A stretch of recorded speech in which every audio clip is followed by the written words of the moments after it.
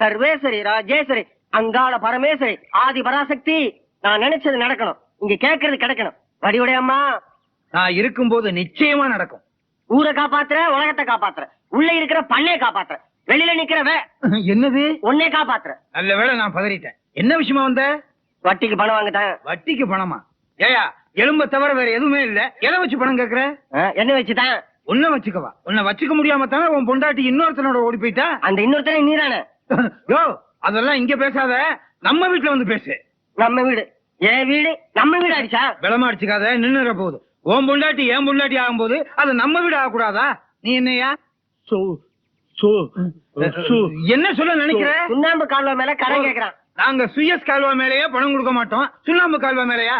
சகலபாடி, எனக்கு நேரம் ஆயிடுச்சு. இந்த பாடிக்கு நான் சகல பாடியா? நேரம் யா?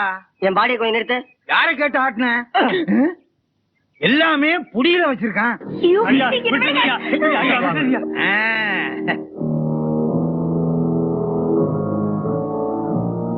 ஐயா, நான் வாங்குற கடனுக்கு எனக்கு என்ன தண்ண வேணாலும் கொடுக்க, என் பொண்ண ஒண்ணு செஞ்சாதீங்க ஐயா.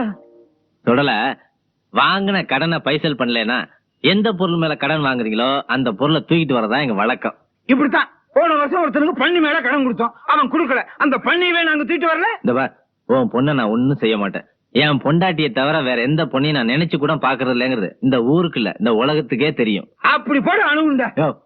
எப்பயா நீ கடன் வாங்கின? உன் பொண்ணு சமைஞ்ச சடங்குக்கு கடன் வாங்கின, இப்ப கல்யாணம் பண்ணி வைக்க போற, இனிமே எப்பயா கொடுக்க போற? என் பொண்ணுக்கு கல்யாணம் முடிஞ்சதும் கடனை கொடுத்துறேங்க. அவ வேற ஒருத்தருக்கு சொந்தமாயிட்டா என் காசு எனக்கு சொந்தம் இல்லாம போயிரும்பா. இந்த பார், நான் தியேட்டர் திறக்கிற விஷயமா அவசரமா இப்ப வெளியே போய்கிட்டு இருக்கேன்.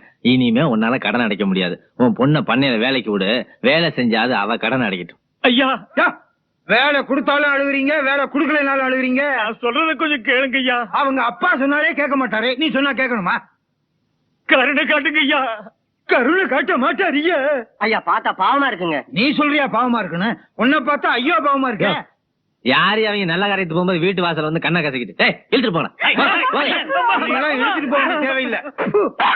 காத்திலே போயிட்டான். லட்சுமி,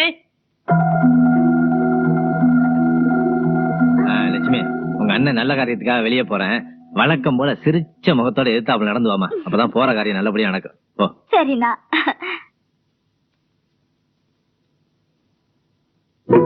வா ஆத்மா.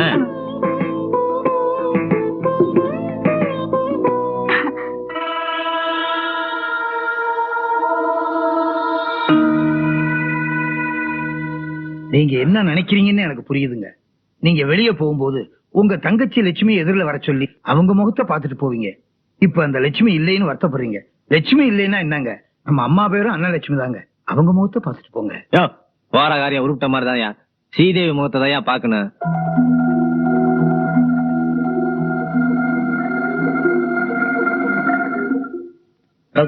இருக்கண்ணே. ஆமா, சிவா ஊர்ல இருந்து வர்றான். நம்ம ஆமாண்ணே, அவன் நல்லபடியா வந்து சேரணுமேன் தான் கோயில அர்ச்சனை பண்ணிட்டு வரேன். அப்படியா? ரொம்ப சந்தோஷம். இங்க பாருமா, அவன் வந்ததும் தான் உண்டு தன் வேலை உண்டுன்னு இருக்க சொல்லு. வீணா ஊர் வம்புல எல்லாம் மூக்க நுழைக்க வேண்டாம்னு சொல்லு. என்னன்னா நீங்க கூட இப்படி சொன்னா எப்படி? எங்க தப்பு நடந்தா தானே அவன் தட்டி கேக்குறான். என்ன இருந்தாலும் பெத்த மகனாச்ச விட்டு கொடுக்க மாட்டீங்க. சரிண்ணே, அண்ணியை கேட்டதா சொல்லுங்க. சரி, போயிட்டு வாம்மா.